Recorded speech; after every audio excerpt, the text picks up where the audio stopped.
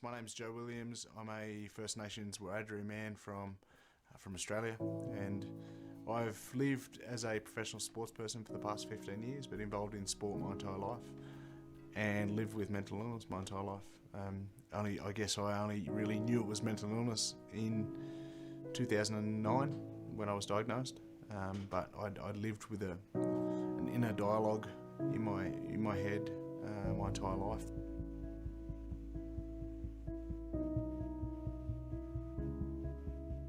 I knew that was going to end poorly, so I decided to give away alcohol and drugs and anything that come with it. It's almost 11 years that I've been completely clean and sober now, but by taking out the substances that I was putting to quieten down the noise, upturns the volume on the noise. So I had to, I guess, learn about what I was going through, and learning about what I was going through started to learn about myself, but also educate me about the mental illness I was diagnosed with, and that was bipolar disorder.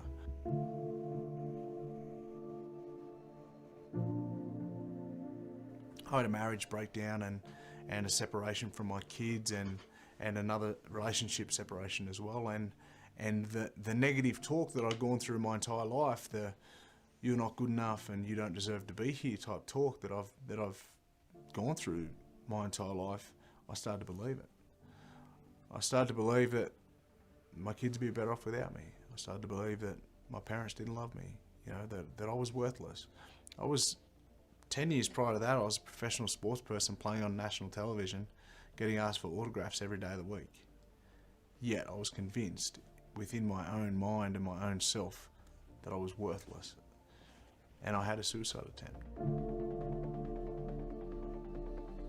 Once I realised, the doctor said to me that you're very lucky to be alive.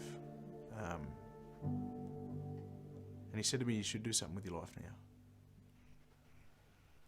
And I realised that it could have a profound effect by talking about it, and by letting people know that you're a support, that you can help them. So I started my own charity, and I called it The Enemy Within, because as a sports person for 15 years, no matter being on the rugby league field or as a boxer, no opponent I've ever come across compares to the enemy that I fight within myself every single day.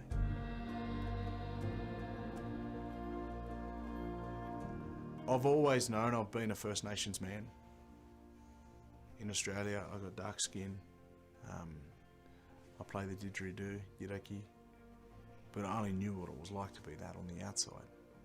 I didn't know what it was like to be that on the inside. When I started connecting back to my culture and listening to my uncles and our old people and our ancestors, it is something I can't describe. It is something that is just truly beautiful and truly special that I wish everyone on the planet had.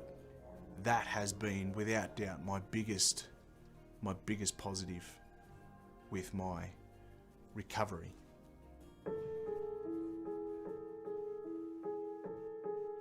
Once I was a young boy that was lost inside his own head and was too scared and afraid to talk about what I do.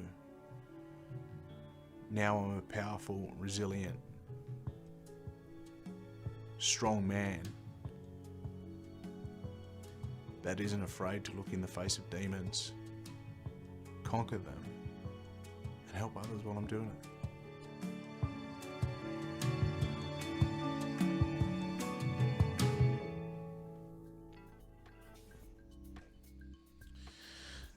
We are very fortunate to have the gentleman himself. I probably should have given him a heads up that I'm going to play his own video in front of him while he's actually watching himself. It's probably not the most comfortable thing at times.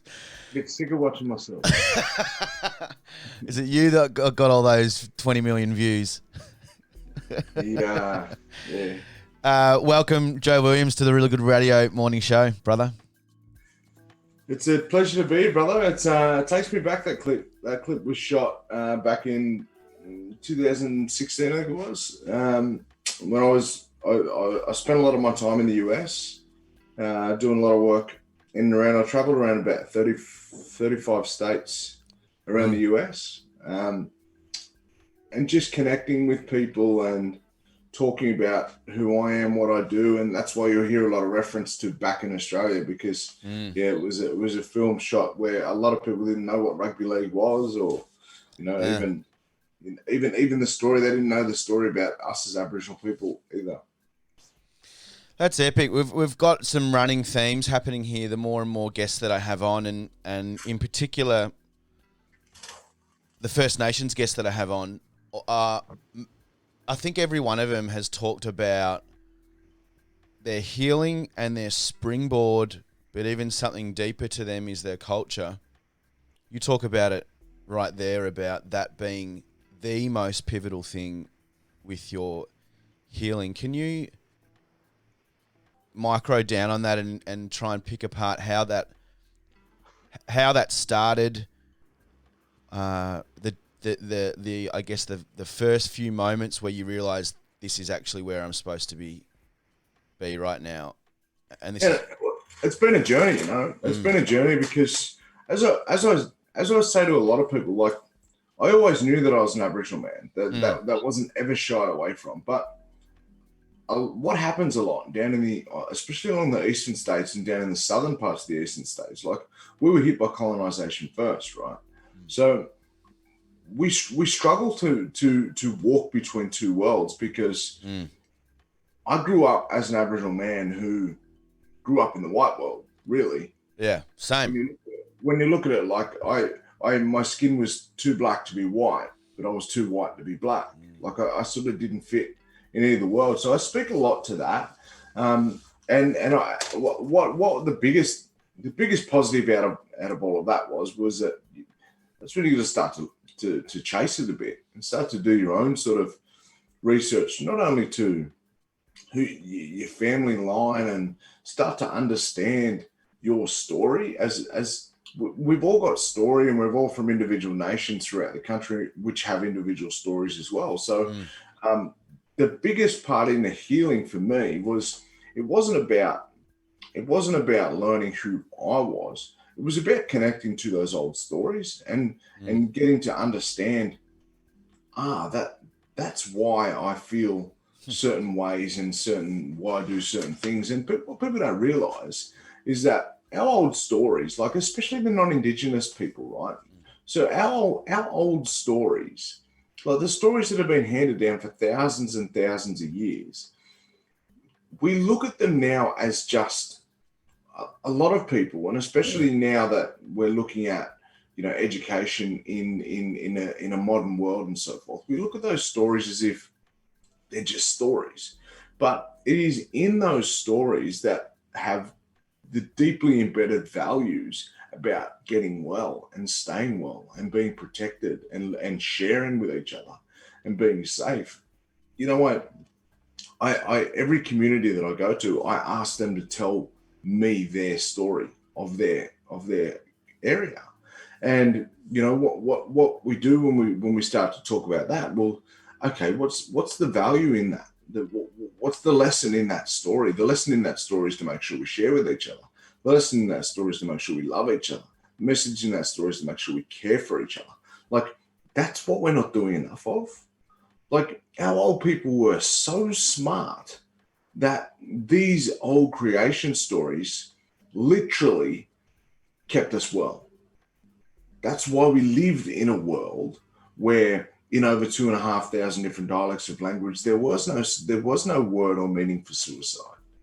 So that's why it's such a hard concept to deal with now, whilst we're walking in a relatively new modern world. And I say to Aboriginal people all around the country, and this is what I say to a lot of non-Indigenous people as well, is that from my perspective, as Aboriginal people, we are strong in one world and not the other, depending on where we are. All right. So down in this part of the world, we grow up going to school. We grow up learning about paying bills. We grow up learning about taxes. We grow up all of those sort of things. So we're super strong in the white world, the new modern world. Yet we struggle with our identity a bit, right? Flip side of that, we go to other northern and remote parts of the country, super strong in their culture and ceremony and the tradition of who they are and who we are as the first people. But we're struggling to adapt in a new world where there are things like sugars in foods and even deep fried foods, and then alcohol that comes with it. So we're strong in one world and not the other. So, and I'll get to the pivotal moment just now, is that the probably the most significant elder that has helped me on this journey. What he talks about so strongly is being able to walk in two worlds. You know, being able to walk into a boardroom or sit and converse with politicians around legislation, but then also sit down when it comes time for special time. You know, sit down with our people, no matter where it is, and you know, in all over the country. So I'm super fortunate that now, and it hasn't always been this way, that I'm educated in both worlds to be able to do that. And it was that special elder, Uncle Paul Gordon. He said to me, we're sitting around the fire, just me and him out on his property, and he's one of these dudes who lives off the grid a little bit, you know, envious a little bit of that. But we're sitting around the fire, and he said, "You're not mentally ill. I don't care what the doctors tell you. I'll challenge that." And I was like, "What do you mean I'm not mentally ill? Like, for the last 10 years, like, that's all I've been told. Like, my diagnosis, my medication, you know, all of these." He goes, "You're not mentally ill, you're spiritually ill. When you heal your spirit, that's when you get well. And you can't heal your spirit inside four walls. You've got to get on country and learn about the country, learn about the story of the country, and learn about the story, all them old stories, which will then in turn help yourself." So that put me on that journey, right? And then sitting down with, when it was time for a special time of year, you know, like for a lot of communities and who have been ravaged by colonization, and I'm very delicate with what I talk about and how I talk about it. Is that certain cultural processes and practices were taken away for a long time, right? But it was during my introductions to these cultural practices I'm talking about, where I was sitting on country, and another old fella, he said to me, "What you do out here and what you learn out here, the more you implement that into your life, the more your mental health troubles will go away." And then that spoke directly. So both conversations directly spoke to each other about healing the spirit rather than trying to heal my mind. Because forever I always thought that I'm trying to heal what's going on inside my head, rather than learning about what's wrong with my spirit. Again, I was up in Northeast Arnhem Land doing some delivery, and you got to have a look at it. Like, is that someone like Northeast Arnhem Land was only colonized 80 odd years ago. Yeah, right. 80 to 90 odd years ago, right? So when we talk about the strength in tradition and the strength in the old practices, they're relatively new in this modern world that we live in.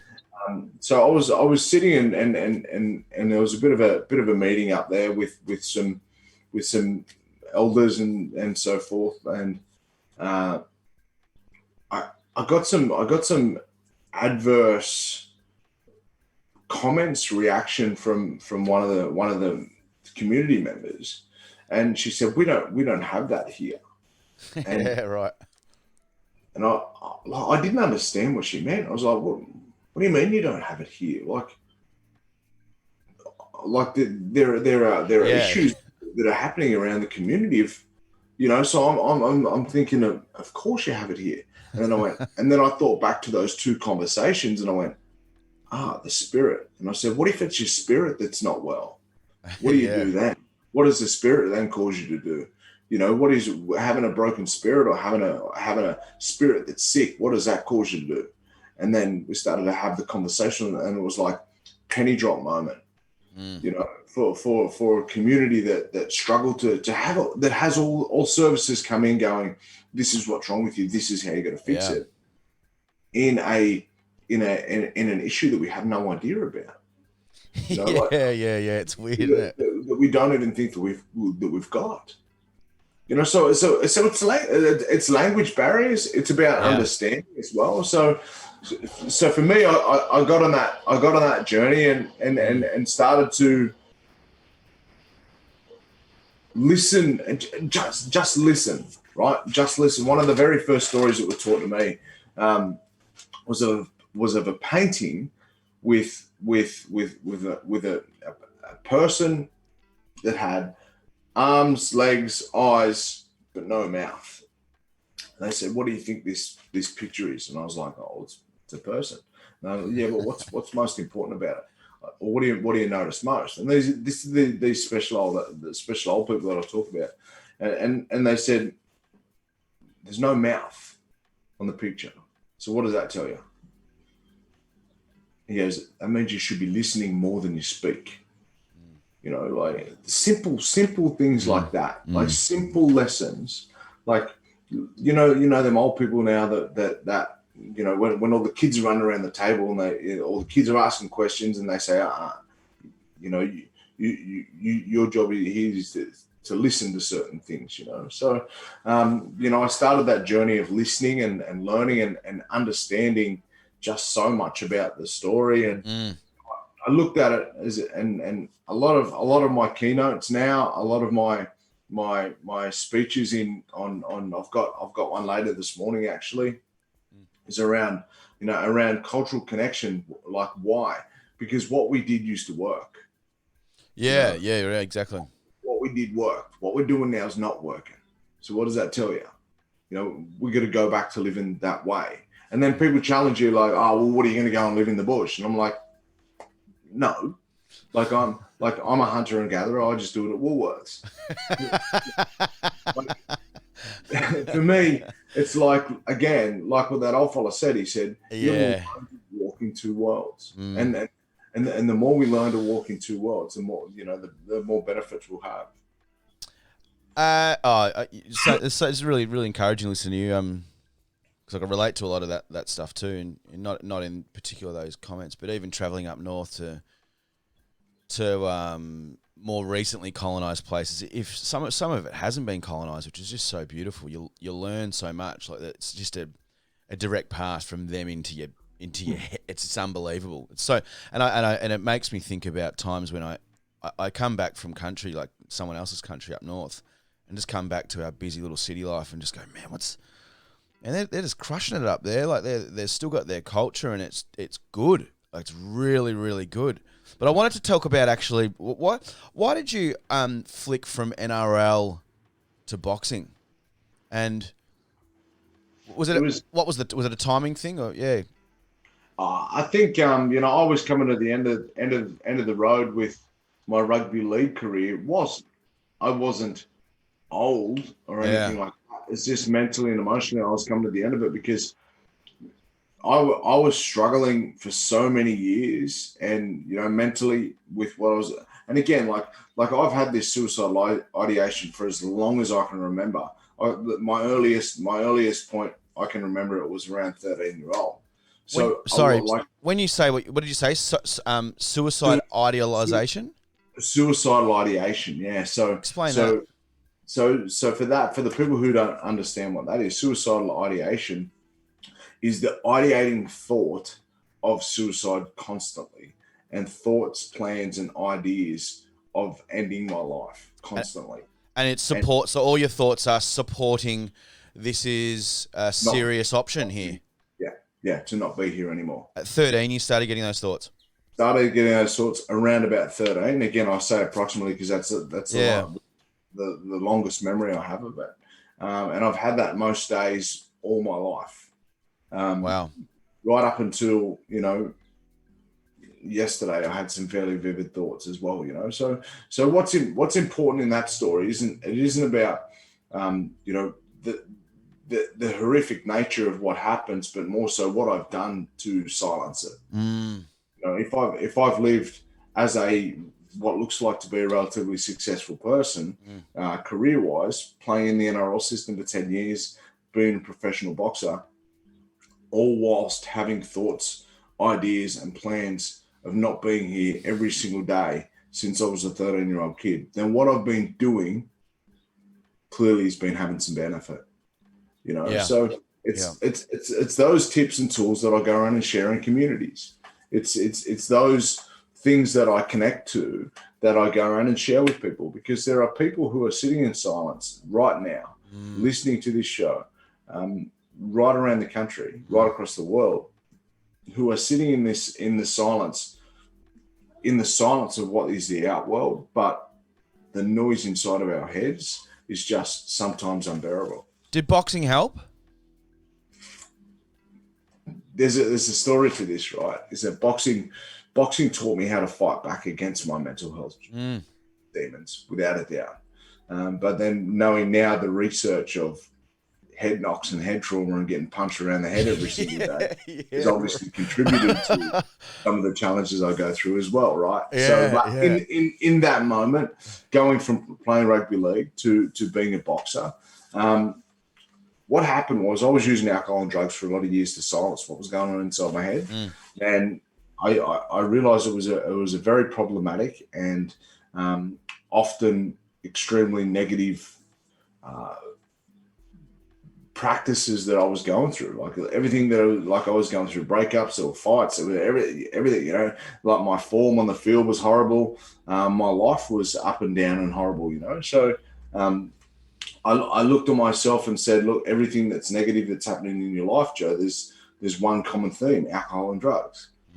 So I got rid of alcohol and drugs. I got clean and sober, and I've been sober now. That video is a few years old. So I've been sober now, off the drink, 15 years in December. And then drugs isn't as long as that, but still a number of years under the belt. But when I got sober and clean, I didn't really have anything in common with the guys that I was playing with anymore.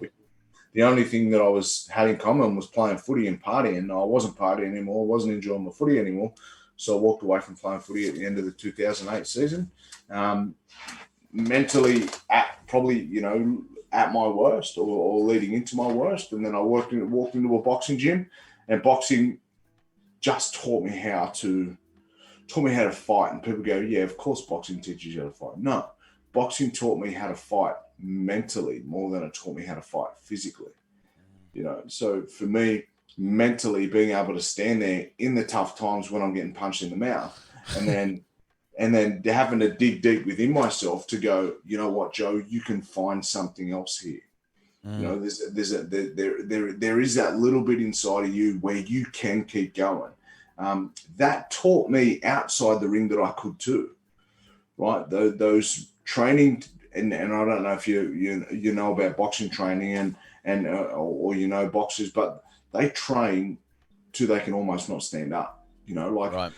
Physically, it is the hardest thing I've ever done in my life. Wow. And training boxing just taught me so much mentally about myself. Taught me so much mentally that rugby league never taught me. Because I had 12 other guys out there, and in a boxing ring, there ain't nowhere to hide when you got a bloke over inside the ring trying to smash your nose in the next week. Your nose doesn't look too smashed up, Braz. It's it's holding up all right. I'm glad it's still intact, man.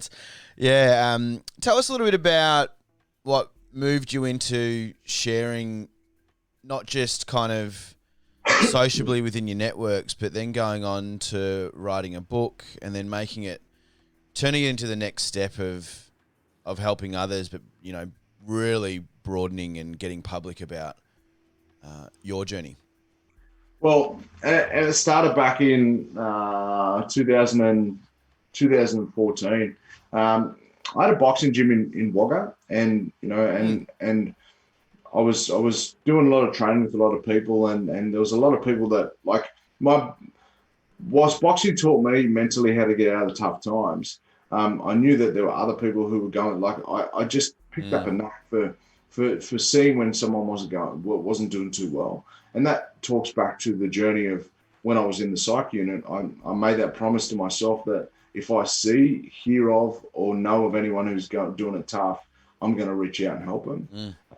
So that it sort of works side by side with having the boxing gym, because people would come there and they were going through issues themselves, and then we talk about it a little bit, and then understand that boxing was helping them train physically, but it was also helping them dig in a little bit mentally. And then I went to it was a local coffee shop, and there was a lady in the local coffee shop who she owned the coffee shop, and it. Long story short, I was training her kids. I started training her kids, and then she saw a lot of people who were coming into that coffee shop who was, struggling with different things, and she'd hear stories and all that sort of stuff. And we started having some conversations, and I guess, long story short, that's where The Enemy Within was born, through a short film titled The Enemy Within. And people say, why did you call it that? And because I've come up against some fierce dudes on the rugby league field, and then again in the boxing ring, but nothing ever compares to the enemy I fight inside my head. Every single day, still to this day. Don't worry, I struggled with it a little. I wrestled with it a little bit trying to get out of bed this morning. Yeah, man. Most people do when I ask them to come on. That's how it started, and then when that film was sort of launched, it was like, wow, there's this guy who had just come back to the town I grew up in Wagga, and I was boxing and I was training. I was training other people in the gym, but I was also fighting as well. And then I won a couple of titles, and people are going, there's this guy who played in the NRL and the guy who's now boxing and doing all this good stuff for community with charity and so forth like that. But behind the closed doors, he's really struggling. And then the amount of people that came to me and said, Joe, you know what you talked about, what you described, I go through the exact same thing. Yeah.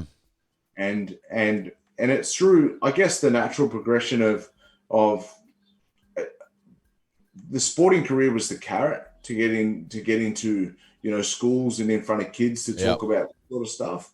And then once I started speaking with that one school, it just blew up, because people think that talking about it more creates more of a problem, but talking about it more, it gives people an opportunity to be able to feel safe, to be able to get some access to actual help. And that's what people don't understand, because they were going, oh no, this is causing more issues in our school. And I'm like, no, the issues were already there. You just weren't seeing it. Or the kids who were struggling in silence didn't have the confidence to be able to talk about it. So it's one of those things, man, where I went from schools to then working with sports clubs and then corporates. And then as you saw in that clip, I was based overseas for a bit. And that same elder, I always keep going back to that elder, Uncle Paul. He was on the phone. Like I was living with another brother of mine, but who's a close relative of his, and he was here at my house one time when I rang back from the States, and my partner put him on the phone and said, "Oh, Paul's talking to you." I was like, "Yeah, cool." And I spoke to him, and he goes, "Oh, how's it going over?" I was like, "Yeah, it's going great." And he goes, "Oh, are you working with the Native American people?" I was like, "Yeah, they're like, their story is exactly the same as our story, colonization and issues and put on the communities and all that sort of stuff, And he said, "Oh, that's great. They're like our family. You make sure you help them." He said, "But I want to ask you a question. Who's got the highest suicide rates in the world?" I said, "Oh, our people, Aboriginal people back home." And he said, "Well, what are you doing over there? You got a responsibility to them here."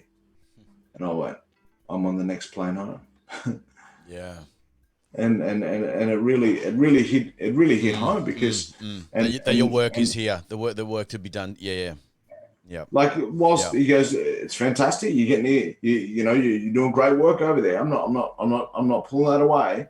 Yes, you've got the ability to be able to go into all communities and help all communities who are struggling. But if our mob are dying more than anyone in the world, don't you think you should be at home here helping your mob? I was like, you don't need to say anything more. Man, you just spoke a little briefly on this morning. Everyone's different. In so many ways, people are different, but there is so many people out there that battle waking up to this day. People with bipolar, and my mother is someone that battles bipolar. She's in the room next to me. She's probably going to love me asking this question. But what's a tried tactic? You know what I'm going to say. I don't want. We're trying to find ways to really improve our lives each day, and I'd love to improve my mother's, or I'd like to understand a bit more about it, and so would she. But hearing your story, how do you overcome this morning's moment where you did maybe wanted to scrap this morning now's interview? You could have easily just gone, scrap it. I cannot actually get over this next hump. Where does it start going? Where do you reconfigure that brain to go against it? Where most of the commentary that I've been told, and from my mother, is you don't have that option to overcome it. That's what the illness is, that you don't have the option. How do you find an option other than just, it's like walking. It's not like this probably. It's like walking with pins and needles. Like sometimes you actually, if you start walking, you're going to fall over 100%. How do you get over this morning? How do you do it? So I think with a lot of issues that we have, a lot of situations, and what people, to give bipolar a rap, all right, because bipolar gets a bad rap. To give bipolar a rap, I've done my most creative work in manic moments. Yeah, right. For me, whilst bipolar is a real challenge when I didn't understand it, now that I understand it, I can harness the heck out of it, right? And it helps me to do some of the most creative. I wrote my book in a month. Yeah, right. I wrote the manuscript of my book, not the finished product, but the big bulk of the manuscript in a month, because people who have bipolar disorder are extremely creative people, right? And there's so many different benefits to the different illnesses that we have, but we only get told about the negative ones, right? So it's about understanding, doing your own, and knowing, self-aware, being super self-aware. So I'm someone I am really self-aware of how I'm feeling, but not how I'm feeling. It's because I sit in that feeling, and I don't look at what, I look at why, right? So I don't look at what's going on, I look at why it's going on, right? When we look at these thought processes. Now getting back to your question is, how do you get over that hump? I think we look too big. We look too big with so many different things that we do. Oh my God, I can't make it to tonight. I won't possibly be able to get to what I've got to get to tomorrow. How am I going to do that? But the thing is that by looking so far ahead, you're actually making the chances of you getting through it smaller and smaller and smaller. But by sitting in the present moment, sitting right in the present moment, and then growing that, you're actually doing it the opposite way around, right? So this is why our old people were so smart, and why our old people were never had problems with anxiety and depression. It's because of the time factor. All right, a different story. But for me, when I'm in those real tough moments, I just have to sit in the present moment and get to the next part. Right. So I check myself every single morning. Every single morning I have. People scale different things. So every single morning, I mentally put a check on myself from 0 to 10. Where am I sitting? Where am I sitting? How am I feeling mentally and emotionally? But from 0 to 100, how am I feeling mentally and emotionally and spiritually? And if I'm at 99%, then I've only got to get to 100% to be the absolute optimum of how I'm feeling, right? But if I'm at 1%, I can't get to 100 without getting to 2. Okay, so we look too far forward. We look too far into the future or the big overall scheme of things in how to get bigger and how to get better, but without looking at what's in front of us. But is that part of the illness, the battle? Is that that people with bipolar and other mental illnesses that seem to, you can't get control of that. Well, that is the problem, that they're looking at the bigger picture. And how do you control that? I think that's a societal problem. Yeah, right. We are very true. Trapped. Yeah, I think we're being trapped as humans to always look ahead, or always when looking back. If I ask people, I say, and again, that special old man, he said, you know, there's no such thing as the future, right? The past is gone. You can't do anything about it. There's no such thing as the future. The future is just a made-up word to confuse us, right? There's only, and I thought we only have the present. There's no past. There's no future. Then we've only got the present. He said, no. All we've got is our past, right? All we've got is our past, and all we've got is our past to learn from, okay? Because and there's so much of our past that's been hurt and destroyed that causes, you know, problems with depression in our communities, but for all people, a lot of people's depression comes from something that has happened to them in their past, right? When people look at why they're depressed, something happened, all right, or they went through an incident that caused them heartache, and then, you know, they slide off the tracks with that. So a lot of situations where we go through depression is something about our past. Anxiety is the opposite. Anxiety is all about our future. What if this happens? What if that happens? How am I going to get to here? What am I going to do when I get to there? You know, there's no such thing as the future, right? So we're going to sit in the present moment and just build as much as we can and have faith in the journey that we're on. Because, like, here's the thing, right? Is that people plan so much for the future. Okay, like so many people plan for the future, and I'm like, why are we planning for the future? We don't know if we're going to be dead tomorrow. we do it too much. And you ask anyone last November, December, right? 2019, November or December, what they're going to be doing in March in 2020. Not one person would have said we're going to be in a lockdown. Do you get what I'm saying? So that's where we get.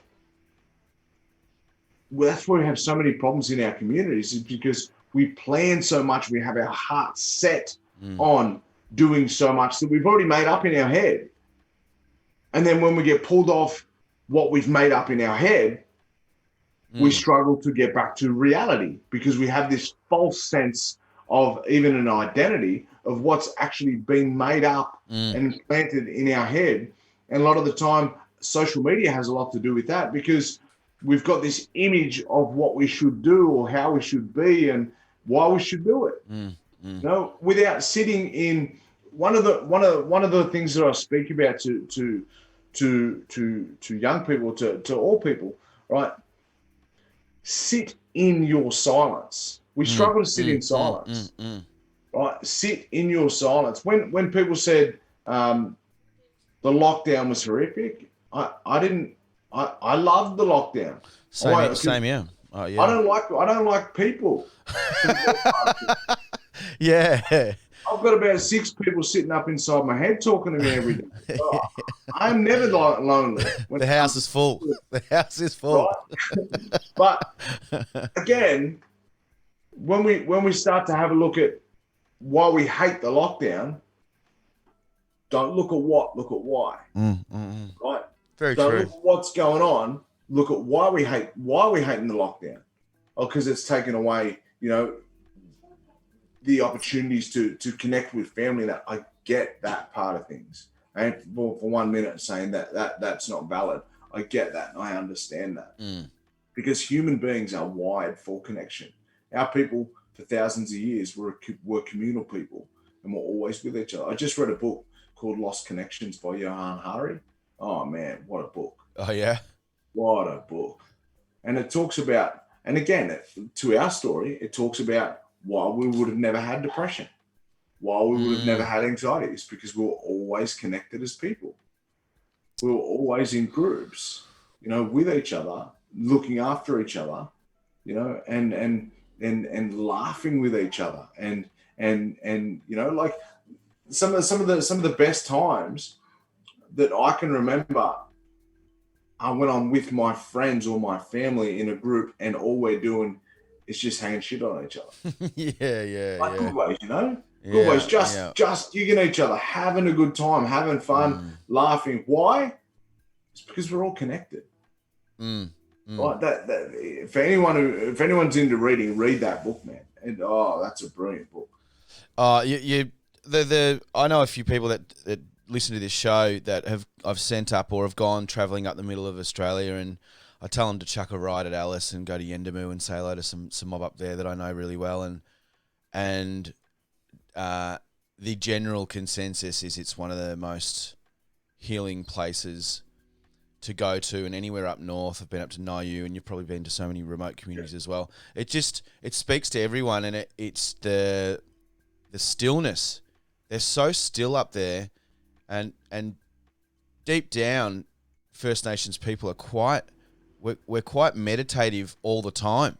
Like, we've just been ripped out of it and distracted and been conformed into some other system that we're trying to pull back, come back. What we did worked. Yeah. Now it's not working. Yeah. Right. And again, like looking at those communities all throughout the country, those communities who are deeply connected, all of those communities, man, they're just the best. Like, they're not doing anything that we wouldn't be able to do. That's right. Yeah, they're not using modern science to get through the day. Yeah. No. I was part of it, and I've got to be, again, delicate of what I say, because I was just part of a project that talks about, you know, science and suicide and you know, all of that. And again, I can't give too much, but man, we were the original scientists, put it that way. You know, what we did always worked, but it wasn't documented as Western science. It was science, but it wasn't documented as Western science, you know. Joe, you just got in 2019, you were awarded something in a mental health field, quite a high award. The Australian Mental Health Prize. Incredible, man. What was that like? It was, like, obviously it's fantastic recognition for a lot of the work that I do, and I was a co-winner of that with a wonderful lady called Christine Morgan, and it just told. I guess it's, you know, it's always good to get recognition, but it's not why I do it. You know, I could have a million trophies in the cabinet, and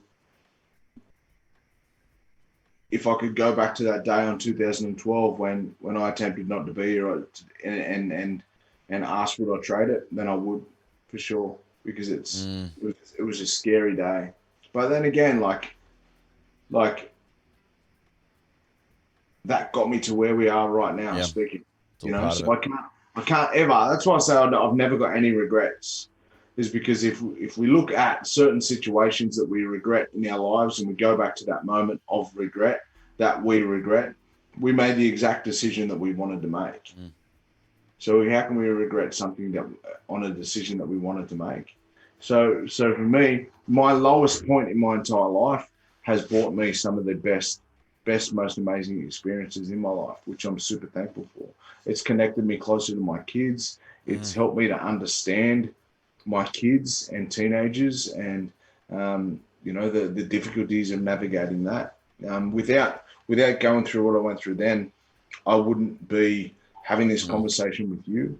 I wouldn't be, you know, I wouldn't be able to connect with someone and in an instant be able to help them connect to themselves, to be able to get themselves out of a dark space, you know. So it was scary as heck that time back in 2012 when I had that suicide attempt, but it's got me to exactly where I am now. So I can't say that I regret it, you know.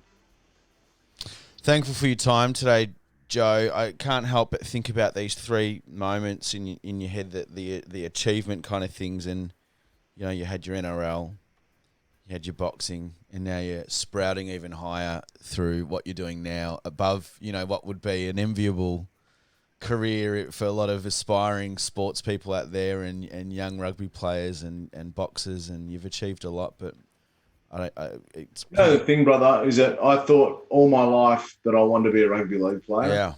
And I was lucky enough to do that. And then I thought I was going to be, you know, a world champion boxer fighting in Vegas. And then I didn't quite get to the heights of that. But, you know, I won a few fights and did all right.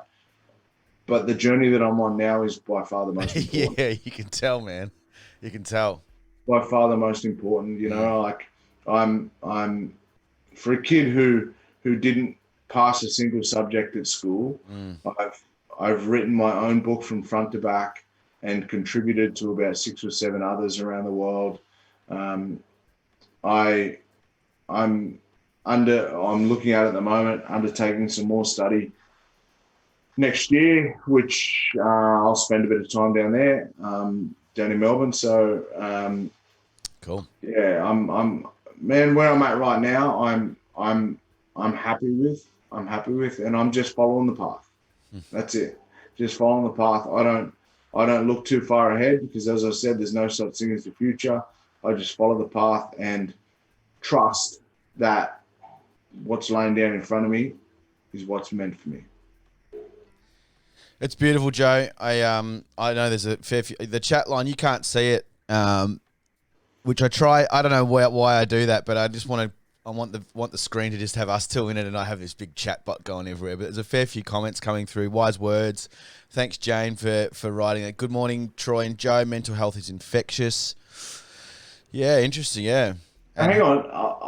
You know, I think that too, right? Mental health and wellness is infectious too, right? Getting well and living a positive lifestyle. And whilst what we go through in our head, it can be extremely negative times, the physical things that we can do can reroute the wiring in our head, but also release natural endorphins to help us to feel well. So, you know, wellness and well-being is infectious too.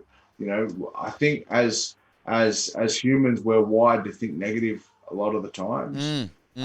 Where, you know, it's the physical practice of things that we do helps to reroute or rewire what we're going through in our heads.